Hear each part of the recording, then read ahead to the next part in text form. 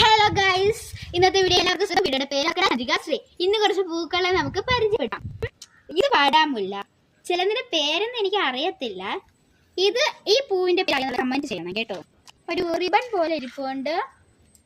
ഇത് തന്നെ അതും. ഇത് തുളസിക്കുട്ടി.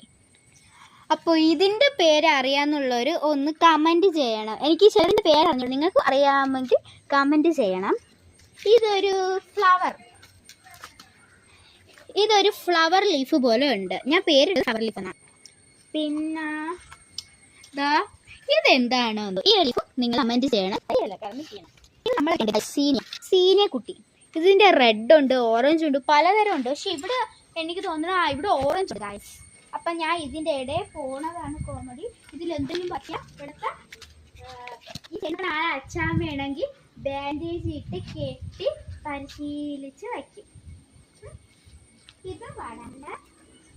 ഇത് പേരറിയാനുള്ളവരൊന്ന് കമന്റ് ചെയ്യണം. ഇനി നമുക്ക് വിൻസൻ ഗാർഡനിലോട്ട് പോകാം. അതാണ് ഇവിടെ ഒന്നും പോയില്ല.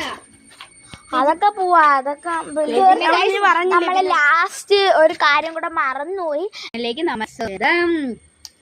ഇതിന്റെ പേര് മരക്കൊമ്പ്. അങ്ങനെ പറയാൻ ചില നാട്ടിൽ ഇതിന് വേറെ എന്തെങ്കിലും പേര് പറയാന്ന് തോന്നുന്നു.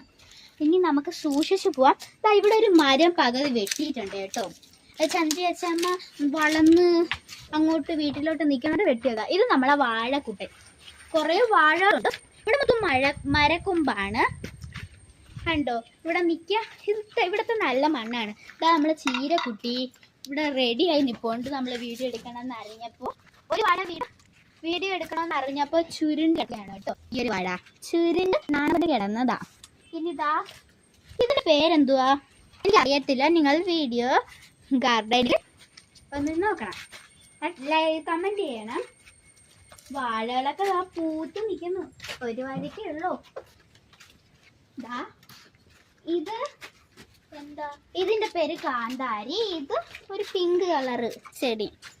പിന്നെ ഇത് വെണ്ടയ്ക്ക. ഇതാണ് വെണ്ടയ്ക്ക.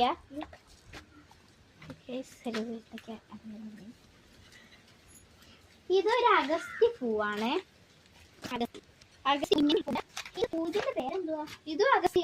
മരക്കൊമ്പ്, ഒരു വലിയ വാഴ, ഇതാണ് അമ്മ വാഴ, ഇത് കൊച്ചു വാഴ.